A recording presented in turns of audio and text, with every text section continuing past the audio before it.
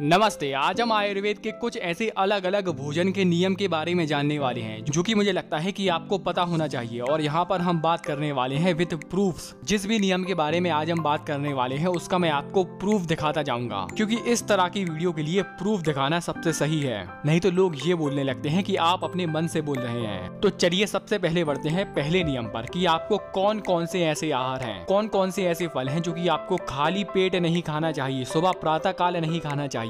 तो ये रही कुछ इसके प्रूफ्स। इनमें से कुछ ऐसे आहार हैं जैसे कि चिरौंजी, जामुन, बेर, इमली, सौंठ, नारियल का सार, तिल से बने हुए कोई भी पदार्थ, आम, केला और विशेष करके यहाँ पर कहा गया है कि आंवला या आंवले का फल, क्योंकि इस तरह के आहार क्या होते हैं कि कफ वर्धक होते हैं। आंवले के बारे में आपने ऐसा सुना होगा कि यह त्रिदोष नाशक है, लेकिन चूंकि इसकी तासीर ठंडी रहती है तो यह सुबह सुबह कफ बढ़ाने का काम करता है। अब आगे बढ़ते हैं और जानते हैं दूसरे नियम के बारे में, जो है कि आपको भोजन के पहले, जब भोजन की शुरुआत कर रहे हैं तब आपको भोजन के पहले ऐसे आहार का सेवन करना चाहिए जो कि कठिन हो, घी से बने आहार जो कि पचने में भारी होते हैं। सॉलिड आहार का सेवन करना चाहिए। बीच में आपको ऐसे आहार का सेवन करना चाहिए जो कि एकदम सॉफ्ट, मृदु हो, और अंत में आपको ऐसे आहार का सेवन करना चाहिए जो कि द्रव्य हो, लिक्विड हो। और ऐसा कहा गया है कि अगर इस तरह से अगर आप आहार का सेवन करते हैं तो मनुष्य का बल बढ़ता है, मनुष्य को आरोग्य की प्राप्ति होती है। अब आगे मैं आपको इन दो श्लोक को एक ही में समझा रहा हूँ कि आपको क्या करना है कि जो व्यक्ति की अग्नि मंद है, जिन व्यक्ति की डाइजेशन पावर बहुत कम है, तो उनको हल्के आहार का सेवन करना चाहिए। और इन श्लोक में ऐसा कहा गया है कि हल्का आहार यानी कि मात्रा में भी हल्का आहार, यानी कि उदाहरण के लिए मूंग की दाल पचने में हल्की है, लेकिन अगर यही मूंग की दाल अगर मात्रा से ज्यादा खाएं तो यह पचने में भारी हो जाती है।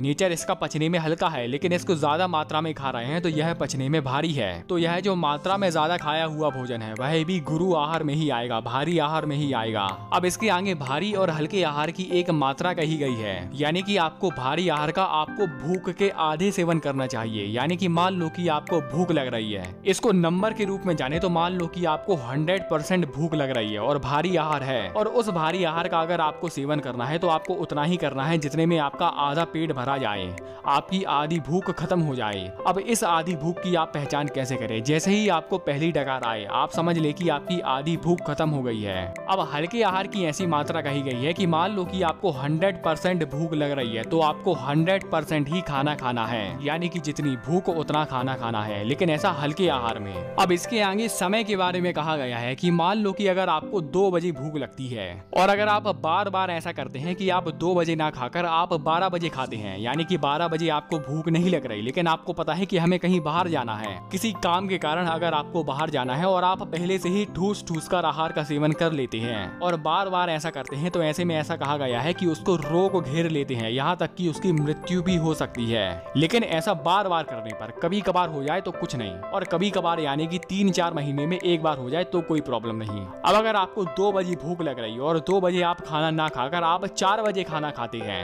तब ऐसे में क्या होता है कि हमारे पेट में वायु घूमने लगती है, और उस समय भूख लगने पर अगर आप खाना नहीं खाते तो वायु बढ़ जाती है, और फिर भी खाना नहीं खाते तो वही वायु क्या करती है कि आपकी भूख को नष्ट कर देती है, जिससे हमारी जठर अग्नि मंद हो जाती है और बाद में फिर भूख नहीं लगती। और फिर बार बार ऐसा करने से भी हमारे शरीर में कष्ट होने लगते हैं, हमारा शरीर रोगों से घिर जाता है।